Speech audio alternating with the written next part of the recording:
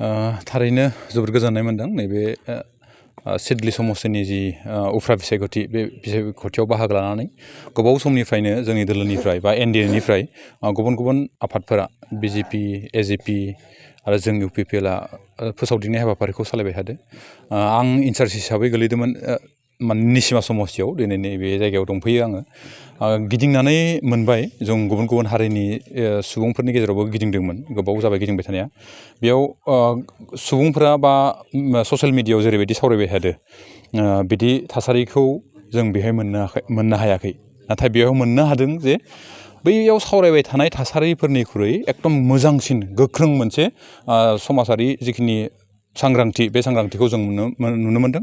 आरो समाजनि सुबुंफोरा जों जि जायगायाव सावरायनो मोनदों गुबुन गुबुन हारिनि सुबुंफोरजों, बेयाव बिथांमोना रोखा रोखा फोरमायनानै होदों जे एबार उफ्रा बिसायख'थियाव जोंनि मानगोनां निर्मल कुमार ब्रह्मखौनो माने एनडिएनि बिजाथिखौनो जों अरायसमबो हेफाजाब होबाय थागोन होननानै जों जेसेबांखिनि बिसायख'थिनि जि फोसावदिं बाहागो लादों बे बाहागो लानायाव जों नुनो मोनदों रायजो राजाफोरनि जिखिनि सांग्रांथि बेखौ। कंग्रेस दोलोआ 70,000 आरो बिपिएफ दोलोआ 80,000 भटआव देरहागोन होननानै गावसोरखौ बुंथिबाय थायो। बिथांमोना गावसोरसो बुंना लानाय, दा रायजोफ्रासो जिहेतु भटखौ होगोन बुंना लाबाबोथ' जानाय नङा। दा कास्टम फंबाय बिक्रम फंबायमोनाबो बा कंग्रेसनि बिथांमोनाबो गाव गावनि बाथ्राखौ बुंना लादो, जोंबो बुंना लानो हायो, नाथाय बिदि दुगा जों बुंनो नागिराखै। नोंथांमोना निस्सय मोनफ्रोमबो आफाद, बि कंग्रेसनि आफाद बा बिजेपि आफाद बा जोंनि एनडिए आफादफोरनि सावराय मेलाव बा सांग्रांथि मेलाव नोंथांमोना निस्सय बाहागो लादो।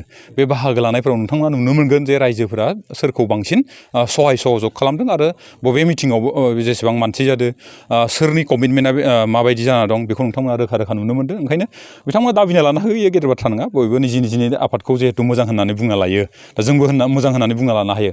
नाथाय फैगौ 13 नभेम्बराव जानो गोनां जि बिसायख'थि, बे बिसायख'थिनि जिखिनि फिथाइ बे फिथाइजोंसो सोनारगोन आरो।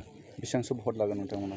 बेसेबांसो भट लागोनखौथ' आं बुङा, बिथांमोननि बायसा दुगाहाय बुङा। नाथाय जोङो मोनसे गेदेर फारागथिनि गेजेरजों जों देरहालांगोन होननानै जों दाबि खालामना लानो हायो आरो। गोजोन्थों। Thank you.